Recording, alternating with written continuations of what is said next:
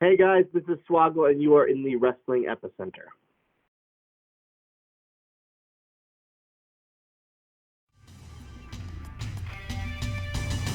You're listening to Interactive Wrestling Radio, featuring the interactive interview, courtesy of WrestlingEpicenter.com.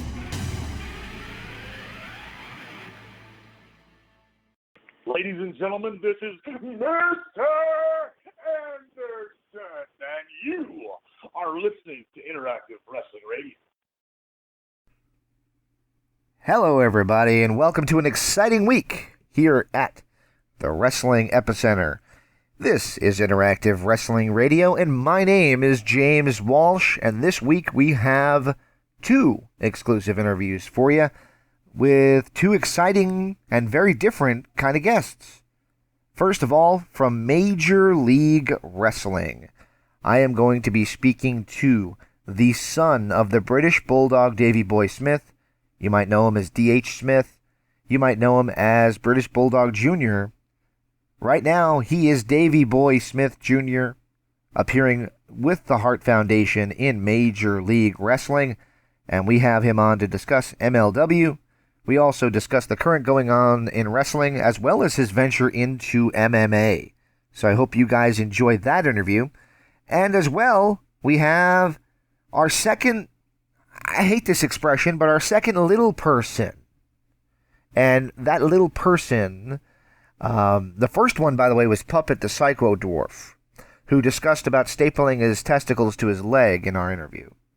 So Swoggle had a lot to live up to. Of course, I just let the cat out of the bag. Hornswoggle joins us as he has his book out, finally.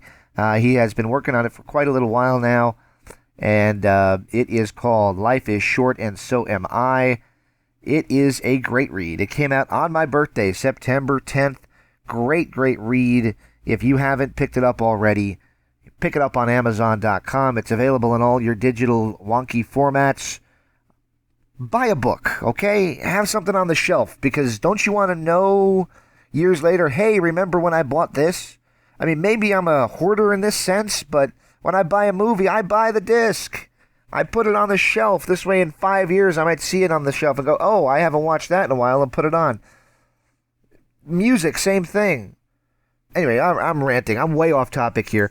Major League Wrestling has their pay-per-view coming up on November 2nd. It is called Saturday Night Super Fight.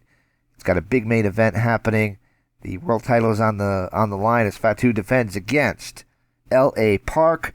We don't know quite where the Hart Foundation is going to land on there, but man, great to have Davey Boy on, Davey Boy Smith Jr.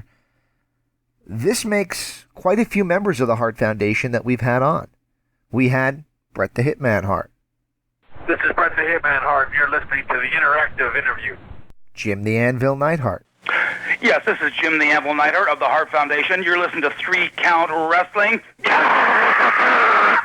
Natalia. Well represented in Hart family goodness here at the Wrestling Epicenter. And if you guys want to hear those classic interviews, they're available in the archives. I'm just about done babbling. Hope you guys enjoyed my little speech here. And if you tuned in for the interviews, which you probably did, stay tuned and we'll get to those right after this at the Wrestling Epicenter.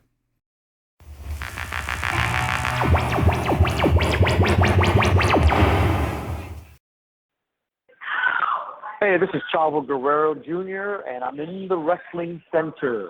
Viva la raza! Like what you're hearing? Follow us on social media. We are on Facebook at facebook.com/Wrestling Epicenter, or just search Wrestling Epicenter in the search box on Facebook. On Twitter at WEpicenter.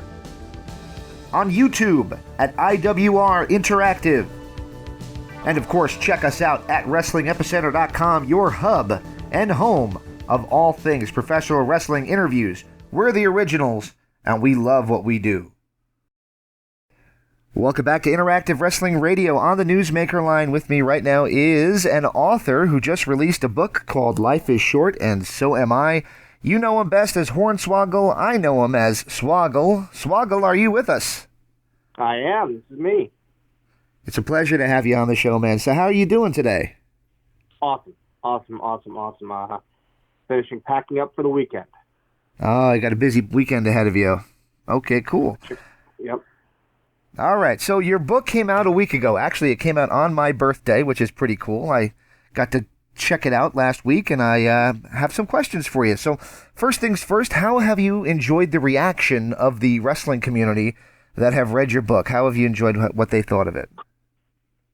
It seems like a lot of I've gotten a lot of positive reviews already, which is absolutely awesome. I'm very, very proud of the project, and I'm very proud of the final result. So to get such positive reviews is very, very fulfilling. Excellent. What made you decide that you wanted to put pen to paper and tell your story? I've always wanted to. I mean, my whole kind of career, I've always thought about it, but I guess laziness, self-laziness would be the probably the biggest hindrance that I went through but then when I was released, Ian Douglas reached out to me and we started it. Very cool. Now the book takes you through a couple different emotions. Obviously there's a lot of fun stuff from being on the road, but there is some stuff that's, retrospective. And was it difficult to go through your life like that and to kind of, be so open as you were in the book? At times it was, but at times it was also like self-counseling, like finally able to get past it. I feel like I finally am fully past that stuff, and now I'm just having fun in life and just enjoying each and every part of my life currently. Absolutely, and that's awesome. I'm so glad to see you happy and smiling. I've been doing my research and watching some recent interviews you've done, and you just look like you're in a great place right now. I am. I'm having fun again. All right, excellent. So we used to be called the interactive interview, and the reason we used to be called that is because I kind of give people a tip as to who we're going to have on, and we give them a chance to submit some questions. You mind if I run a few by you? Let's go. All right, so this is probably the one I got the most, and you probably can already guess what it is. Being Vince McMahon's son. I know that's not how it played out eventually.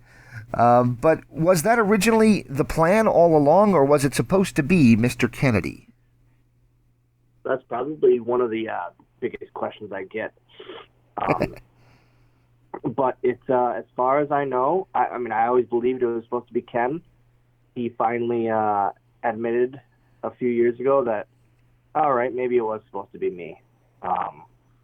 But I owe Ken a lot in my wrestling career, and that's one of those things that I owe him. Such a he didn't end up being him, and it once again garnered me a huge role in the company.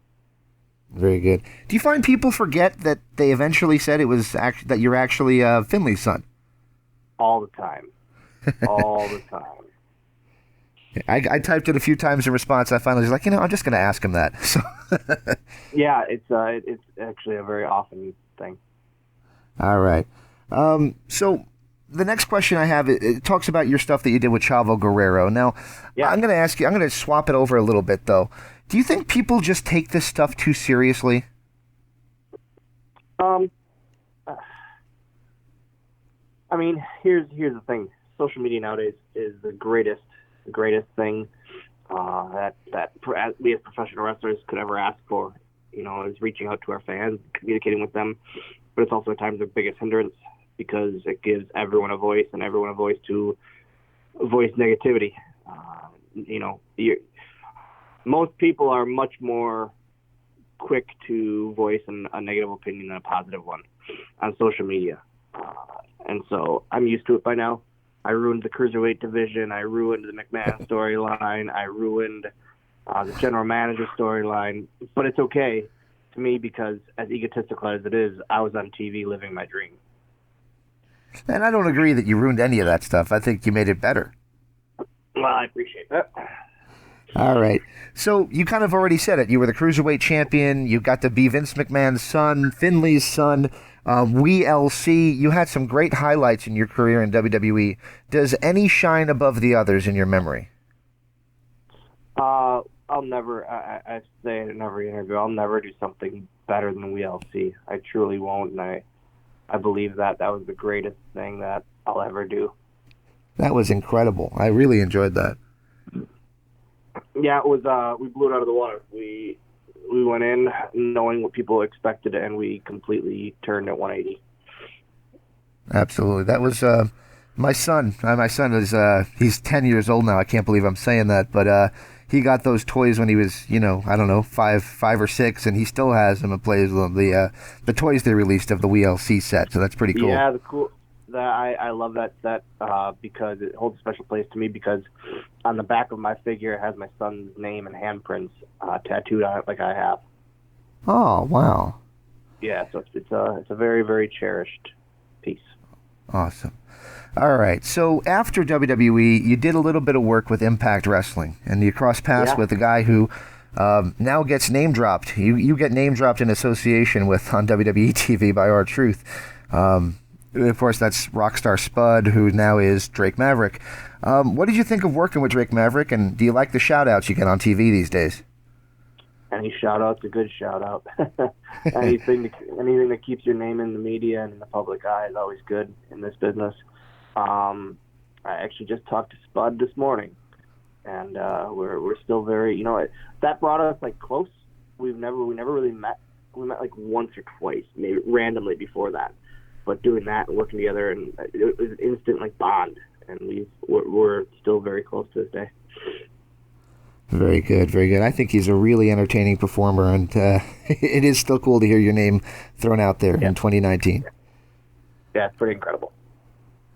All right, so it seems stupid to say, considering the last 20 years have been kind of a blur as a wrestling fan, but we're kind of at a crossroads again, where we were in 2001, but the opposite way around.